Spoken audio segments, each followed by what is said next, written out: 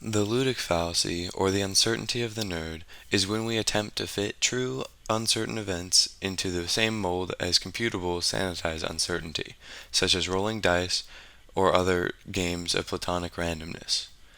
Taleb explains his contempt for this form of study as its connection to the real world is tenuous and at best limited.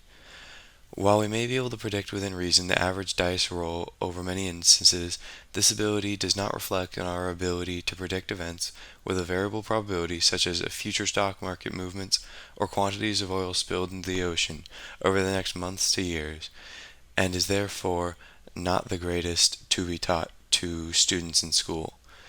He goes on to criticize the Gaussian bell curve, or great intellectual fraud as he describes it to be, as the application of the ludic fallacy to randomness. While in a sterilized environment with precise probabilities, this curve may serve some purpose, but in the game of life, as Taylor refers to it as, this curve only provides misdirection. In the induction problem and black swans, Taleb accurately sums up his argument by stating that no amount of observations of white swans can allow the inference that all swans are white, but the observation of a single black swan is sufficient to refute that conclusion. By this, he means that data can only be used to disprove a proposition, never to prove one, especially in the field of prediction. No trend can fully predict the future based on induction, but past and present examples can be used to refute such predictions. This follows along the line that absolutes require every piece of evidence to support it. Any single exception refutes the entire absolute. Through the scandal of prediction, Taleb describes the human ingrained tendency to underestimate outliers or black swans. When given the ability to estimate our confidence or error possibilities, we routinely underestimate these bounds. Additionally, Taleb explains another human tendency that cripples our ability to accurately predict: our process of creating and sticking to hypotheses.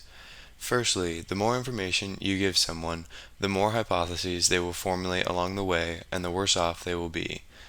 Quote Taleb. This explains why we will use irrelevant past data in our predictions, such as in changing your prediction of future dice rolls based on a streak of sixes or another number. Then, after forming a hypothesis, we tend to treat our opinions like possessions. We form attachments and base new opinions on past opinions, even if those were proven incorrect. Finally, experts in many fields may have better knowledge to use as a basis for these predictions, but Taylor points out their tendency to tunnel in their prediction, making them highly susceptible to black swans or outliers. Survivorship bias is an error in probability that excludes data points that don't make it past some selection process. For example, Taleb describes the stock market industry strategies as a severe example of survivorship bias.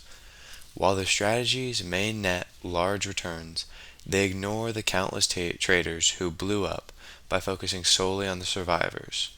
Through this, causality is flipped as we see traders and strategies as good by viewing only the successful examples instead of the data set as a whole. The narrative fallacy describes the human desire to fit a story or pattern to a series of connected or even disconnected facts.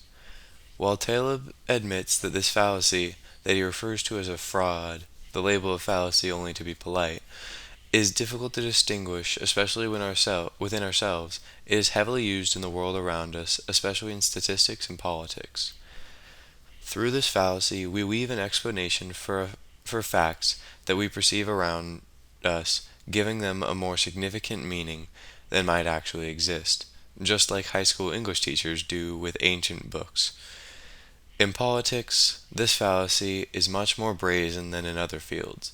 Wild leaps in logic to create a narrative of corruption or scandal spawn from both politicians and the media's coverage of them, making it increasingly difficult to sift through and find the original facts. Taleb describes the statistical application of this fallacy as in data mining. Locke's madman is described as someone who makes impeccable and rigorous reasoning from faulty premises, thus producing phony models of uncertainty that make us vulnerable to black swans. Taleb returns to his contempt for Gaussian measurements for examples for this principle. By a Gaussian prediction, the probability of a severe stock market crash would only take place once every several billion lifetimes of the universe. Yet these events take place. As mentioned earlier, one of Taleb's main qualms with bell curves is their inability to handle tail-end cases.